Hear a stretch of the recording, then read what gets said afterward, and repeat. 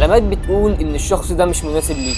اكشن. ازيك؟ كله بونو بونو. اول علامه انك بتتعب معاه ومش بترتاح. المفروض العلاقه بتديك طاقه، بس مع الشخص ده بتخرج من اي كلام حاسس انك مستنزف. انا هنا مش بقول على اللي بيحصل، انا بقول على احساسك بعد ما تخلصوا كلام مع بعض. تاني علامه، دايما بتحاول تظبط نفسك عشان بتفكر قبل كل كلمه، بتعدل شخصيتك، بتخبي حاجات فيك، وكل ده ليه؟ عشان خايف تخسره. فانت لو مش واخد راحتك معاه يبقى ده مش مكانك اصلا. تالت علامه، وجوده مش ثابت، مره مهتم، مره بارد، مره قريب، مره اكنه غريب اصلا. التذبذب ده مش غموض جذاب، لا ده استنزاف عصبي. رابع علامه، مش بيكبرك، على طول بيصغرك. مش لازم يهينك في وشك، بس بيقلل من احلامك او بيخليك تشك في نفسك. الشخص الصح بيخليك تحس انك اكبر مش اقل. خامس علامه، دايما مبررات ومفيش افعال. كلام حلو تلاقي، وعود تلاقي، انما تنفيذ مفيش. خليك فاكر ان الناس بتتحب بالافعال مش بالكلام. سادس واخر علامه، ودي اخطر علامه، بتحس انك لوحدك رغم انه موجود. فانا عايزك تسال نفسك السؤال ده، انا مرتاح ولا متعود؟ لو الاجابه متعود يبقى انت مش في علاقه، انت في ادمان. ولو عايز تعرف انت وصلت للمرحله دي ليه، اكتب لي في الكومنتات. قول لي بقى انهي علامه فيهم حسيت انها بتوصف حد في حياتك دلوقتي. وبس كده.